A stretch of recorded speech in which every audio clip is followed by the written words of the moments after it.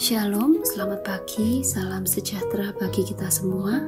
Tema renungan kita pada pagi hari ini berjudul Hamba yang Merdeka.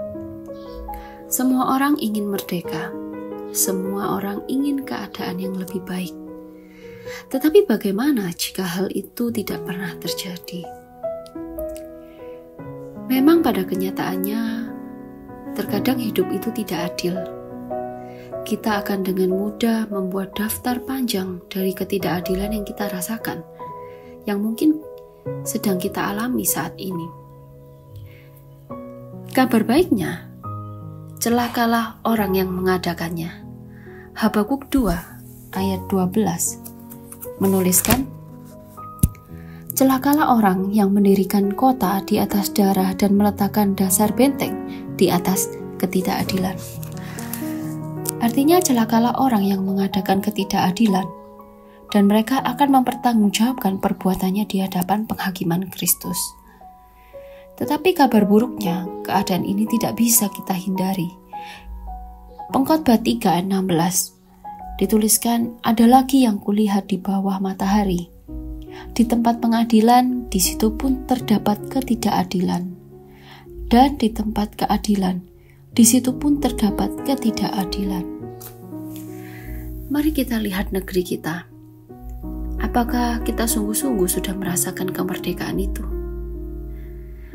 Secara umum orang Kristen belum merasakannya. Kita lihat beberapa waktu yang lalu muncul berita bahwa orang-orang yang mau beribadah saja dipersekusi. Harusnya kita sebagai tubuh Kristus ikut merasakan penderitaan korban persekusi tersebut. Belum lagi tentang moral, di mana kita sebagai orang Kristen seakan-akan dipaksa melanggar perintah Tuhan. Misalnya saja taat pada pemerintah, tetapi ada aturan-aturan tertentu yang tidak bisa ditegakkan tanpa uang sogokan. Mari pada pagi hari ini kita belajar untuk menjadi hamba yang merdeka. Bagaimana cara untuk menghadapi ketidakadilan? Satu-satunya jalan adalah dengan kembali kepada firman Tuhan. Ini bukan sekedar slogan. Alkitab itu bukan buku usang, tetapi nafas Allah yang hidup, yang memerdekakan, yang mengarahkan langkah saat di tengah kegelapan, dan menuntun sampai garis akhir.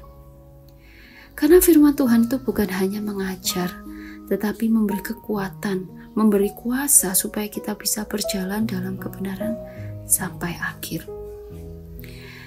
Mari kita sama-sama belajar bagaimana untuk menjadi hamba yang merdeka. Bagaimana cara untuk menghadapi ketidakadilan. Yang pertama adalah mari kita cerdik seperti ular dan tulus seperti merpati. Tetapi cerdik seperti ular dan tulus seperti merpati ini tidak cukup. Kita juga perlu giat seperti semut. Artinya tekun memperjuangkan keadilan dengan cara yang berhikmat atau tidak melanggar firman Tuhan semaksimal mungkin. Yang kedua adalah mari kita memperbaharui mindset kita, pola pikir kita. Kita adalah hamba Kristus yang telah dimerdekakan, sehingga hidup kita sepenuhnya milik Yesus Kristus. Dan apapun yang Ia kehendaki atas hidup ini, mari kita terima dengan besar hati. Ada sedikit ilustrasi yang akan menolong kita untuk memahami perubahan mindset seorang hamba merdeka. Pada tahun 1600-an, ada seorang budak kulit hitam. Dia dibawa ke Eropa untuk dijual, tetapi tidak ada yang mau membeli, sehingga dia marah dan wajahnya selalu muram. Karena tidak kunjung laku, penjualnya menaikkan harga, karena budak ini menghabiskan biaya hidup yang banyak. Kemudian ada seorang tuan yang membeli budak itu dengan harga yang sangat mahal. Budak itu bingung, karena ada orang yang mau membelinya dengan harga yang cukup mahal. Ketika dibawa budak ini oleh tuan barunya, tuan ini mengatakan, kamu bebas sekarang. Budak itu bingung mengapa tuannya ini sudah membeli dengan harga mahal, kemudian mau membebaskannya. Budak itu berpikir dan berpikir, jika dia lepas dari tuannya, kemudian dia ditangkap lagi oleh penjual budak, maka dia akan jadi budak lagi. Tapi jika dia mau mengabdi kepada tuan barunya, dia akan menjadi hamba yang merdeka dalam kasih tuannya yang sudah rela membayar mahal. Saudara yang dikasihi Tuhan, tuan itu adalah gambaran Yesus Kristus. Budak itu adalah kita yang dibeli dengan darahnya yang mahal, sehingga kita dibebaskan dari perbudakan dosa. Apakah kita mau kembali ke perbudakan dosa, sedangkan kita sudah ditebus sehingga merdeka dalam kasih Tuhan kita Yesus Kristus? Dan yang ketiga, menjadi hamba yang mempercepat kedatangan Kristus. Mungkinkah kedatangan Kristus bisa dipercepat? Tentu. 2 Petrus 3 ayat 12 menuliskan, yaitu kamu yang menantikan dan mempercepat kedatangan hari Allah. Pada hari itu langit akan binasa dalam api dan unsur-unsur dunia akan hancur karena nyalanya. Kedatangan Kristus bisa dipercepat dengan menjadi hamba yang hidup kudus dan bersaksi.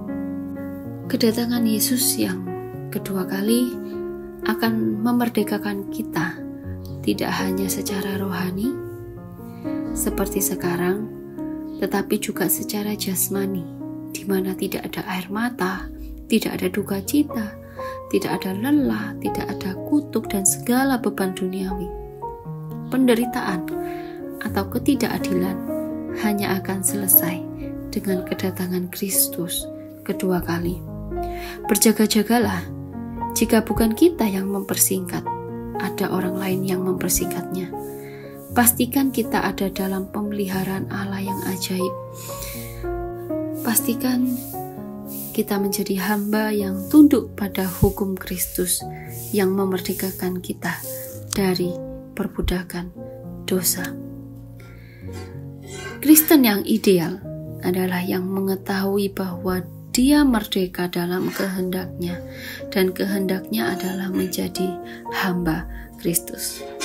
Pelayan sejati tidak memakai Tuhan untuk tujuannya, tapi membiarkan Tuhan memakainya untuk tujuan Tuhan. Amin. Tuhan Yesus memberkati.